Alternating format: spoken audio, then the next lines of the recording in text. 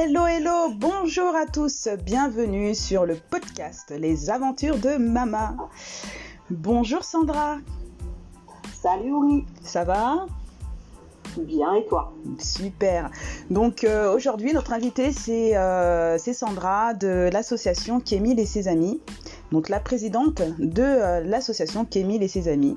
Donc aujourd'hui, nous allons échanger sur l'association de Sandra, comme on le fait habituellement sur tous les podcasts dont j'invite un membre d'une association qui est soutenue par la collection des livres solidaires, Les Aventures de Mama.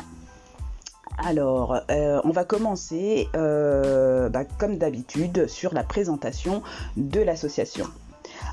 Tout d'abord, depuis quand existez-vous ? Donc l'association a été créée en 2009, ça fait 12 ans. Cette date d'ailleurs a étrangement coïncidé avec le diagnostic de mon fils qui est actuellement en situation de polyhandicap. Il est atteint d'une maladie génétique, il est né en 2006 et en 2009 le diagnostic de la maladie rare est tombé. Donc depuis 12 ans, on est actif et on a mené de nombreuses actions de sensibilisation auprès du grand public. Je pense qu'on peut résumer les actions de Kémil et ses amis sous cette grande thématique de la sensibilisation. D'accord. Donc du coup, le nom de l'association porte le nom de votre fils ?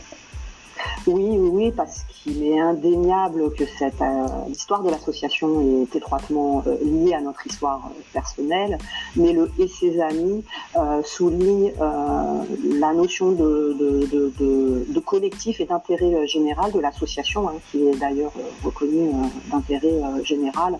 Il ne s'agit pas d'une association pour parler de nous, en plus on n'aime pas trop ça, mais de parler de familles touchées par la maladie rare ou le handicap d'un enfant. D'accord. Donc du coup, de ce que je comprends, c'est vraiment une association qui est là pour faire de la sensibilisation auprès du grand public sur le handicap. Et notamment, vous soutenez les familles qui sont touchées par ces différentes pathologies. Tout à fait. On est vraiment réunis sur le mode participatif, c'est-à-dire que notre association réunit des familles concernées. Elles sont donc bénéficiaires, mais aussi actives dans les projets. Pourquoi la sensibilisation ? C'est que dès 2009, l'association Kémil et ses amis a voulu se positionner sur une thématique peu abordée, qui est l'installation des aires de jeu adaptées. Car très vite, avec un enfant jeune et en situation de handicap, on se retrouve confronté à cette première difficulté d'inaccessibilité. Et quand vous vivez une vie très médicalisée, aller dans une aire de jeu peut vous aider à changer des idées, mais là, premier constat, c'est pas adapté. Donc on a travaillé avec des communes de l'Île-de-France dans un premier temps sur ces installations. Elles ont été preneuses, elles les ont financées, elles les ont installées, mais malheureusement, une fois qu'elles ont été installées, le voisinage a eu du mal à les accepter. Et là, on s'est rendu compte qu'on ne pouvait pas révolutionner le domaine public et le rendre accessible aussi facilement qu'on peut le dire parfois dans les médias. Il faut accompagner la sensibilisation, car au vu de ce qui nous est arrivé, à deux reprises, les aires de jeu, notamment les balançoires adaptées, ont été retirées. On est face à un constat d'inacceptation de l'inclusion des enfants en situation de handicap. C'est très violent à vivre, mais ça témoigne quand même que, en fait, la société française n'est pas prête encore. Oui, ça fait partie de l'éducation, c'est très tôt et très jeune qu'il faut sensibiliser la population pour qu'après ces jeunes enfants, une fois grands, soient à même de comprendre et d'appréhender ce type de problématiques que les personnes en situation de handicap peuvent rencontrer. Tout à fait.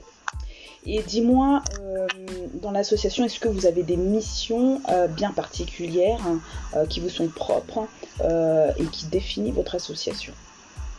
Donc, dans un premier temps, on s'est beaucoup destiné aux familles. Donc, on a organisé des rencontres, des week-ends, des activités adaptées, notamment sportives. L'association est dotée de matériel adapté pour notamment participer à des courses. Donc, nos enfants peuvent s'inscrire dans une épreuve sportive et ensuite faire participer aussi l'entièreté de la famille, parce que comme je le dis souvent, c'est pas un enfant qui est en situation de handicap, c'est toute une famille. Et là, en faisant participer ces enfants à des épreuves sportives, c'est aussi le frère, la sœur, le père, la mère qui se retrouvent avec une activité commune, chose qui peut être rare quand on est concerné par le handicap. Ensuite, on a fait du financement de la recherche et aujourd'hui, avec les années, et parce qu'on a rencontré évidemment en 12 ans de nombreuses familles en région parisienne et ailleurs, on a vraiment un spectre national. On s'est attaché sur le sujet de l'aidant avec Awa de Second Souffle. Nous avons l'année dernière parcouru les 4 coins de la France pour aller interviewer ces aidants qui ont des profils complètement différents et aborder aussi le sujet de la difficile conciliation vie professionnelle, vie privée qui touche plus particulièrement les femmes et donc les mamans d'enfants en situation de handicap. Et de ce constat d'ailleurs est né un récent projet mené avec l'association Eleva et le réseau Boost pour créer des webinaires et des ateliers de co-développement en but d'aider, je vais dire ces mamans, parce que c'est souvent des femmes, encore une fois, à retrouver l'emploi ou l'entrepreneuriat. Si je prends mon cas personnel, j'avais un poste de cadre confortable dans un cabinet d'audit et j'ai dû tout abandonner, quitte à appauvrir les moyens de la famille. Et j'ai dû entreprendre et créer un tiers-lieu Loc-Office qui est en fait ma propre solution à l'emploi. Et aujourd'hui, il est très difficile pour un aidant d'avoir une activité professionnelle puisqu'on s'occupe d'une personne en situation de handicap ou atteinte d'une maladie rare. Oui, tout à fait. Et donc du coup, suite à ce que tu viens de dire, il y a 2 questions qui me viennent à l'esprit. C'est où est-ce que vous êtes situé ? Et en plus, vous avez parlé de partenariat avec l'association Second Souffle qui a fait partie des associations que j'ai interviewées très récemment dans le podcast du mois dernier. Est-ce que vous avez d'autres partenaires et parrains ? Donc, comme je disais tout à l'heure, on a vraiment un spectre national. C'est ce qui a fait qu'avec Awa, donc de Second Souffle, on a pu parcourir toute la France pour aller collecter des témoignages. Donc, on est situé, j'ai envie de dire, administrativement à Noisy-le-Grand, en Seine-Saint-Denis, mais nos actions s'inscrivent vraiment dans une dimension nationale. Si je prends le sujet des aires de jeu adaptées, on a Sonia de Polymonde PACA qui a dupliqué le projet et elle est située à Marseille. Donc on n'a pas du tout forcément un ancrage local. Awa de Second Souffle est tout simplement une adhérente aussi de Kémine et ses amis et nos 2 associations travaillent ensemble sur un documentaire qui sera voué à être diffusé fin 2021 et début 2022. D'accord, merci pour l'information. Au passage. Ouais, au passage, c'est bien. Est-ce que vous avez des besoins en particulier en bénévole ou pour vos futurs projets, vous associez avec des organismes en particulier ? C'est le moment de faire passer un message en fait. Donc, on en discute beaucoup d'ailleurs avec Awa, c'est si on veut sensibiliser, il faut communiquer. Et c'est vrai que quand on gère une association, il y a des besoins en communication. C'est un travail qui est très chronophage.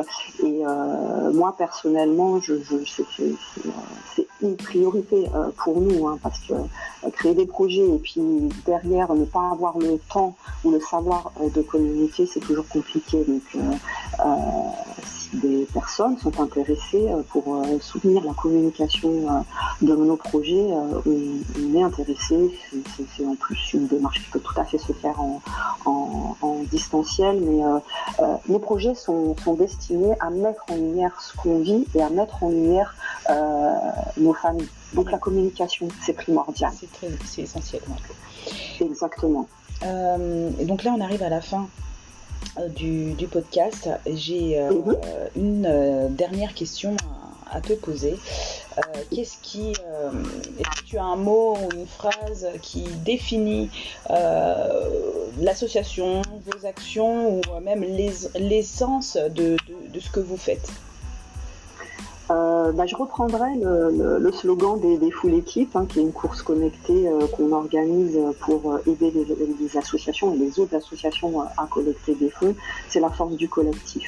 Je crois en ces valeurs collectives, je les défends. C'est pas toujours évident dans ce monde un peu égoïste, mais ensemble, et c'est ce qu'on a pu prouver avec l'association Kémil et ses amis, quand on a édité une bande dessinée, quand on a organisé des courses solidaires, c'est qu'on est tous acteurs et que chacun à notre niveau, en s'inscrivant individuellement, on crée une synergie et on crée un collectif et une base solide pour défendre des projets. J'y crois personnellement et c'est très important pour moi et c'est l'état d'esprit de Kémil et ses amis. Oui, et tu as raison. Et donc du coup moi je vais en profiter pour dire aux auditeurs que vous aurez en lien le site internet de Kémil et ses amis ainsi que le lien Facebook et vous pouvez vous retrouverez certainement le livre dont parle Sandra, la présidente de l'association Kémil et ses amis. Donc je répète, je le fais exprès, vous le savez très bien. C'est très important qu'on sache avec qui je suis. Donc je suis avec la présidente de l'association Kémil et ses amis, qui œuvre pour la sensibilisation au handicap en effectuant différentes actions, pas forcément sur le territoire de 78, mais vraiment à niveau national et notamment avec différents partenaires, en créant différents partenariats et qui est aussi en lien avec l'association Second Souffle que j'ai pu interviewer le mois dernier. Donc voilà, on arrive à la fin du podcast. Je te remercie sincèrement, Sandra, d'être venue sur le podcast Les Aventures de Mama pour nous parler de l'association Kémil et ses amis et ses actions. Merci. Je te remercie, Aurélie. C'est gentil. Donc, chers auditeurs, je vous invite à liker et partager ce podcast. Et n'oubliez pas, la collection Les Aventures de Mama soutient les associations dans le domaine de l'enfance à travers la vente de ses livres. Un livre acheté égale un livre, 1 euro reversé à une association. Donc, n'hésitez pas à faire un tour sur Facebook, Instagram et YouTube pour en savoir un peu plus. Et je vous dis à très bientôt. Au revoir. Je vous souhaite une bonne journée, une bonne matinée, bon après-midi, bonne soirée, peu importe à l'heure à laquelle vous écoutez ce podcast. J'espère que vous allez passer un beau moment. J'entends Sandra qui rigole parce que c'est vrai qu'il n'y a pas d'heure pour écouter le podcast parce que même moi des fois à minuit j'écoute des podcasts. Donc je vous souhaite une excellente journée. C'était le podcast Les Aventures de Mama. Rastafari. Au revoir à tous.